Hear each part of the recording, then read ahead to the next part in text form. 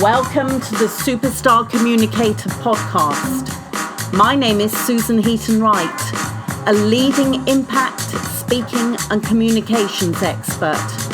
My aim is to show you how to make an impact so you will be heard, listened to and respected for career success.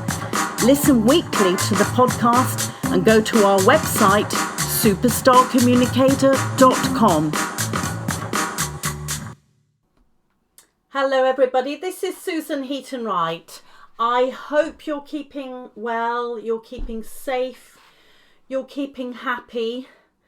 This is a really different time, isn't it? We're now in the United Kingdom on the 8th week of lockdown, and we've had some terrible news with the numbers of people who have died from this terrible virus. One of the things that I have been delivering over the last few weeks is a webinar on resilience, and a number of people who were not able to attend have asked if I could create this as a podcast so it could be available to other people.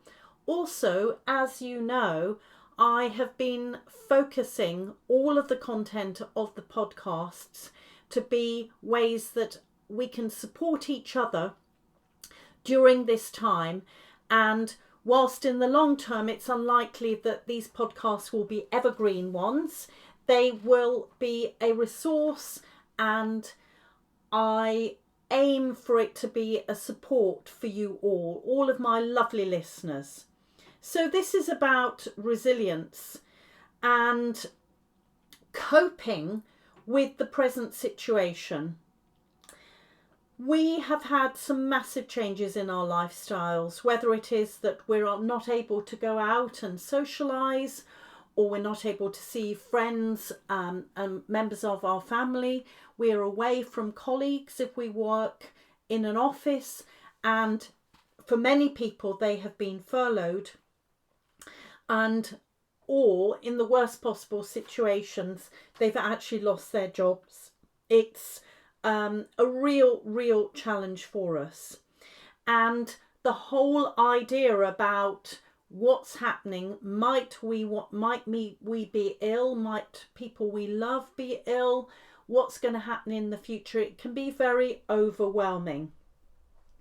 And this is a classic case of our bodies and our minds potentially taking over what we're doing. And so I wanted to share with you first of all about fear, because this is all based on fear.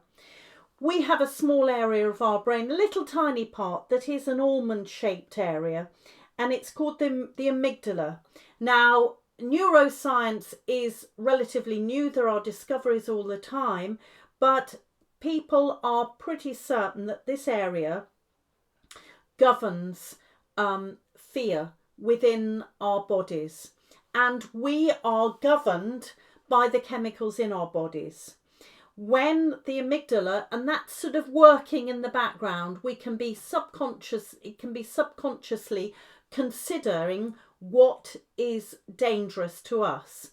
And if there is danger, it might be that we see that, so it's our sympathetic nervous system. If we perceive danger or see danger, our bodies will get ready for fight or flight. In other words, we get an adrenaline rush, we might get cortisol, we might get a heartbeat going faster, we might be breathing more shallowly, we might have sweaty palms, all of those sorts of symptoms of being nervous, even though we cannot see the perceived danger. And the challenge for it is that we need to make sure that we get rid of the stress and the anxiety and the cortisol. Otherwise, we will get depression. And the key is that we need to get the body and the brain into a calm state, but still be engaged and alert so that we're productive. And we can balance the stress by creating calming situations where endorphins and dopamines are secreted by our body. Now, this is the challenge for me when I'm sharing this information with you, because a lot of other factors come into this. Our genetics, personality and upbringing can make a difference to how resilient we are and how we cope with these situations. Some seem to be born resilient, whereas for most of us, we become more resilient as we get older and experience more things.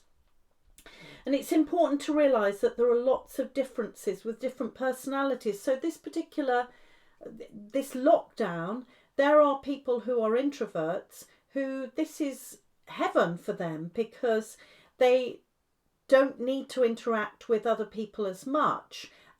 Maybe talk to one or two people, but essentially they're very happy. But for extroverts, this is awful, because extroverts bounce off the energy of other people, and they are probably feeling very, very stressed by this situation.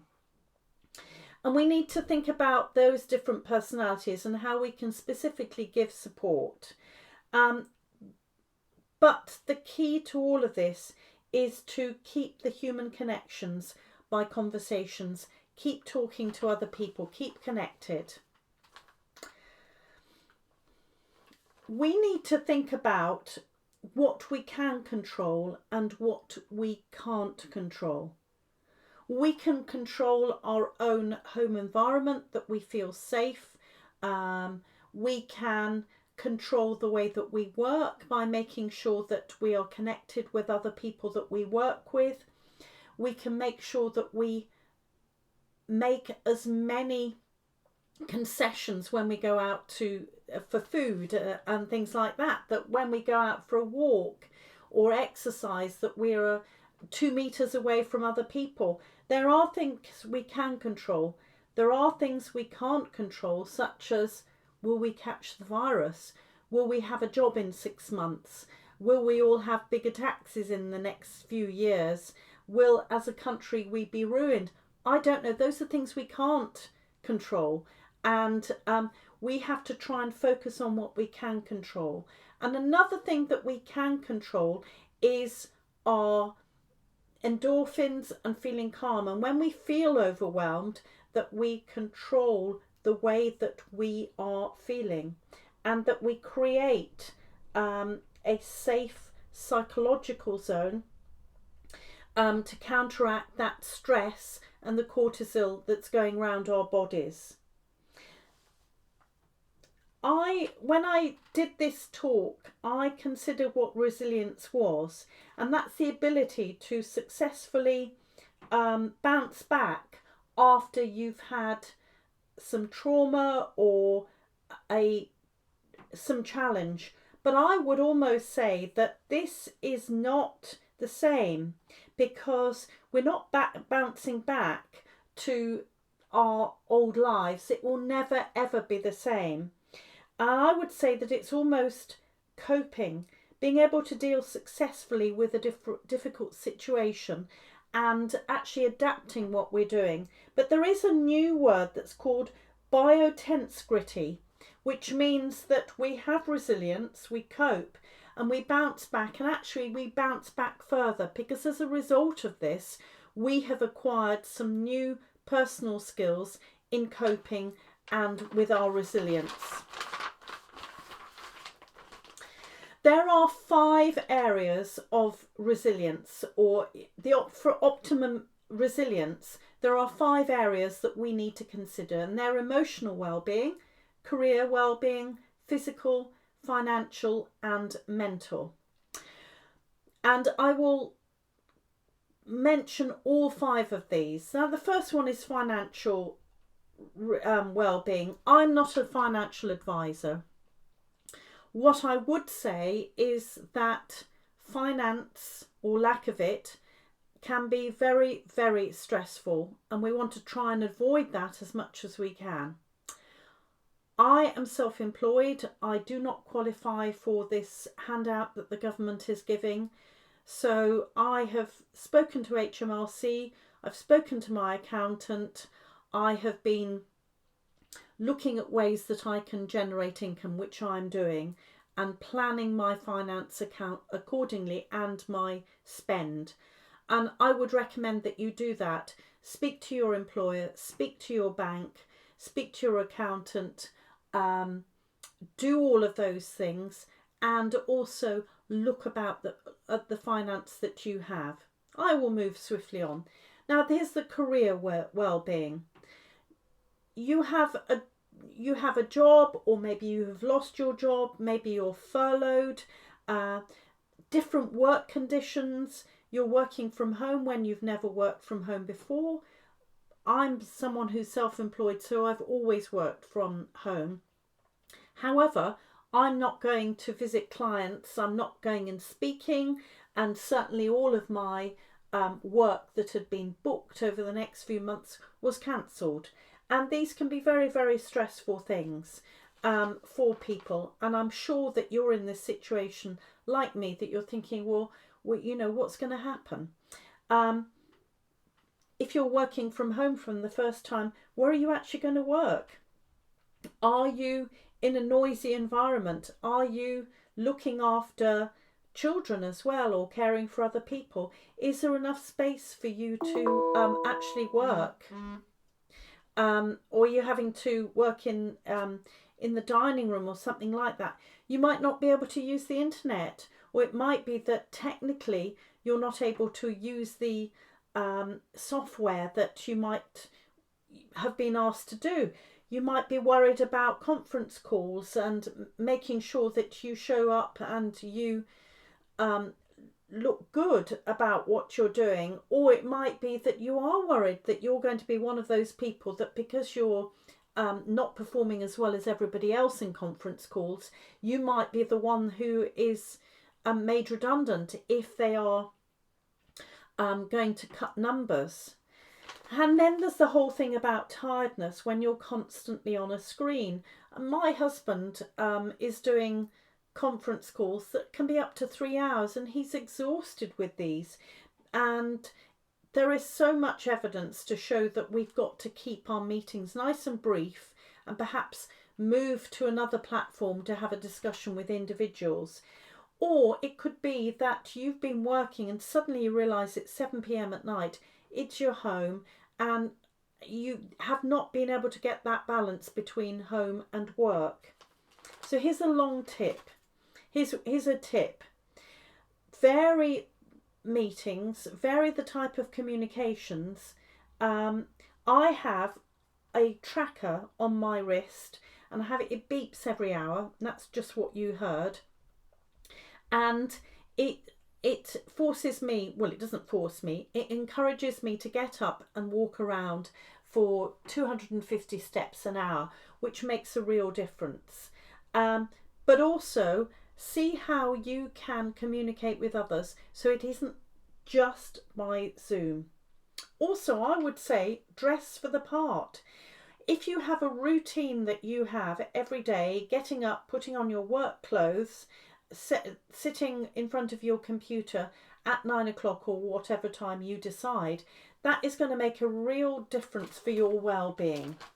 And you need to make sure that you have a balance with your work life and home life, because you're in the same environment. If we allow work and life to merge, or work takes over, this could add to stress and unbalance us. I have created my own weekly planner. I don't know about you, but the first week that I was in lockdown, I was forgetting which day of the week it was, because every day seemed to be the same. So I've put specific things on each day. So on a Monday morning, there's a dance class. On Tuesday evening, there's a film club. On Wednesday, there is a book group. On Thursday, I have a virtual coffee with all of my friends, and so on, so on. So every day is different, and it's more like real life, isn't it? So what could you do to make sure that your career well-being is better? If you're concerned about your job, it is well worth talking to your boss or your leader and encouraging them to find out and have open dialogue as well. But make sure from your point of view of your work your home working, that you are able to create an environment that where you can really focus and really do the very best you can. If you've got children or dogs or a noisy environment, how can you manage that so that it works to your advantage? Now, here's emotional well-being. We're social animals and we are used to chatting to colleagues at work. We are used to meeting friends, going out. I'm certainly, from my point of view, I haven't seen my family for a couple of months, and we all love meeting up with friends and doing things with them. It might be that you participate in sports or you watch sports. Certainly from my point of view, I'm devastated that Wimbledon and the Olympics aren't on this year. It's a double whammy for me. But also going to concerts or participating in drama or music or dance. These are things that it's such a shame when we haven't got these things going on. And these are all things that make us feel good. And we've got to replace them with something else.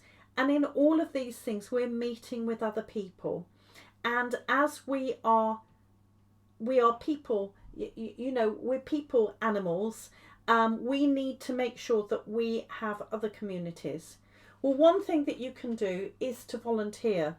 It is no surprise that 750,000 people volunteered to help the NHS. And that was because they wanted to be part of a community. I'm sure that locally you found that there are volunteer groups helping the elderly or those who are having to self-isolate with shopping and checking how they are. And that's really important, and it has a feel-good factor. It will give you endorphins. It will make you feel better. Also, contacting friends and family, checking on checking friends and who's alone in particular. So I make sure I pick up the phone and not only speak to my parents every day, but I also check on a couple of friends every day that they're okay. Social media can be really good because we can check everyone's all right and share them, photograph of some news. I'll be sharing photos of all of the plants that I've had delivered by the local nursery. But the downside is that there are some people who are fueling fear or sharing myths about the virus, or making people feel very anxious. And I've got to the point when I actually mute those people because I need to make sure that I control what I am seeing so that it doesn't impact me in a negative way. I talked about picking up the phone, but also celebrating small things, small successes. I've had 3 people I know that have launched books during lockdown. I have attended their virtual book launches to celebrate their success. But birthdays, Easter, all sorts of things like that. You can arrange something with your friends, have either a Zoom call or Skype or something like that, and it can make a real difference. And FaceTime, seeing other people's faces is extremely important. It is a real way that we can remain connected and remember that we're human beings. So don't forget that. Sending cards. I've got a big pile of cards and I'm always sending things out to people. And there's something lovely about waiting for the post and there being something for you. So I hope I've given you lots of ideas how you can look after your emotional well-being, because all of these things are going to create happiness, and that's very important. Now the next thing is physical well-being, and when we exercise we secrete endorphins, and those are chemicals that make us feel better about ourselves, and that balances the cortisol, the stress hormone. So it is really important that we do exercise. We're allowed to go out for a walk. Make sure you do that. Or if you're running or cycling, these are fantastic exercises to do in order to secrete endorphins and to feel, it really does make you feel much better about yourself. However, for some people, They might not want to do that. There are lots of exercise classes online. There's Joe Wicks, and all things like that. And I should say that I've got an app, Superstar Communicator app, which you can get free from Apple or Google Play. And in that section, there is one on resilience, and I have included lots of resources of ideas of things that you can do.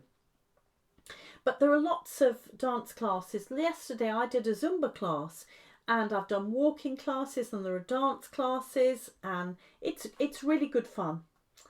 But make sure that you do go outside, because vitamin D from being outside is very, very important for our well-being. Although they have hinted at this, the NHS, that they said that they think that vitamin D helps to fight the virus. There is nothing scientifically that has been shared. So, but there are benefits to vitamin D in the summer. And walking in the fresh air, taking time to breathe in the air, look around you at the lovely flowers, listen to the bird song. It's incredible. It makes you feel good. One thing I should flag up though is I don't want you to feel that you've got to exercise and get better results all the time. I don't want you to put pressure on yourself, but to enjoy the experience of exercise. The final one is mental well-being. It's crucial that you are aware of your mental health, of yourself and of those around you.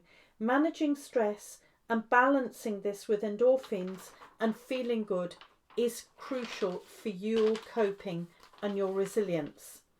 There are a number of techniques that you can use in order to relax and feel calm. One of them is tapping. Another one is a breathing exercise. There is something very powerful about breathing slower. It means that your vagus nerve, which controls it's a major highway in the nervous system. It controls your heart, your lungs, your breathing, and the information goes up to your brain. If you start breathing slower, it is telling your vagus nerve that cortisol does not need to be secreted anymore. In other words, you can stop the cortisol being secreted and feel less anxious. And there's one very simple breathing exercise that I often do, and that is I breathe in for 4, I hold my breath for 5, and then breathe out slowly to 6. And literally think of the breath, think of the breathing in that. And your vagus nerve will tell your amygdala to stop secreting cortisol. The sympathetic nervous system will be told stop. All right. Another thing, when I was doing the research for this, is the dopamine diet. And dopamine is a reward, feel good type of chemical. And we can get that by grabbing some chocolate. It makes us feel good for a moment. And then we have a dip. But the dopamine diet, we feel good after eating it, but we don't have a dip afterwards because we feel sustained. And this is a mixture of dairy, eggs, lean meat, plenty of fruit and vegetables. I'm sure it can be adapted for vegan or vegetarian diets, and there's information about that in the app. Also laughing, sharing jokes, watching comedy, sharing funny little videos is all very, very important. Again, we secrete endorphins from laughing.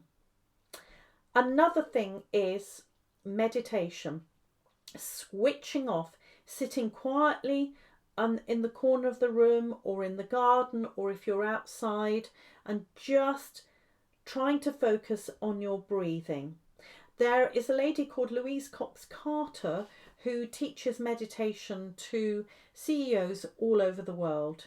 And she was involved in a very large scale survey of leaders for the Harvard Press. and on how they prepare and how they manage their stress. And a significant number used meditation and mindfulness as part of their daily preparation. An interview with her is in the app. It's brilliant. Also, thinking about sleep.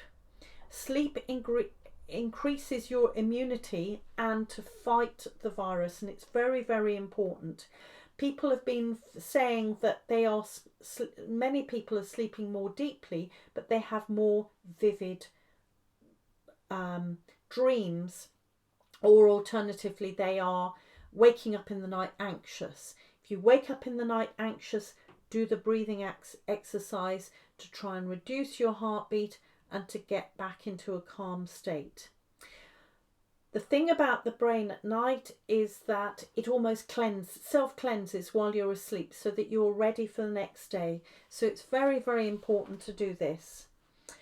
I also use journaling. There are times when I need to work something out and I write it all down, and it's almost like a brain dump. And it can be a very, very good way, if you're anxious about something, to literally write it down, get rid of that stress. Also, gratitude. We can train ourselves to change our mindset on something. And this can be by, instead of being negative, thinking about the positives. So every morning I wake up and I think of 3 things that I should be grateful for. So I think, today I'm happy because I'm getting some flowers delivered from the nursery. Today I'm happy because I'm doing a podcast. Today I'm happy because it's a lovely sunny day. And then at the end of each day, I do the same thing and say 3 things that I'm thankful for. And you can train your mind to think more positively. It normally takes about 30 days to change the habit from thinking of the negative to the positive. However, this is a very, very powerful thing to do. Also, noticing the small things can bring real joy. Little chats with your family, thinking about the bird song, sharing pictures of flowers in your garden, or something lovely that you've created. Perhaps you've baked some bread or something. Sharing it with other people can bring utter joy. And make sure that you relax. Instead of putting pressure on yourself, have some hobbies. Perhaps you want to read more. Perhaps you want to watch some films or shows. And I've come up with lots of ideas in the app. And I'm giving you permission to relax. And all of those things will create a calm environment for you. And that will balance all of the cortisol, the stress that you are experiencing. Being aware of your moods and how you can balance stress with feel-good hormones is the key to surviving mentally and physically now. I hope that I've given you some great ideas on being resilient and coping in this environment. Remember that I've got the app Superstar Communicator. It's available on Apple and Google Play, completely free. There are many, many things in slides, learning, notes. There is an area called resilience, and please feel free to access that. Lots of ideas. Thank you very much for listening, and take care. You have been listening to the Superstar Communicator podcast. Don't forget to subscribe and review the podcast on iTunes and on apps. Please contact us if you want to discuss any topic, could suggest a topic for us to include, or a guest who could come onto the podcast. Go to superstarcommunicator.com.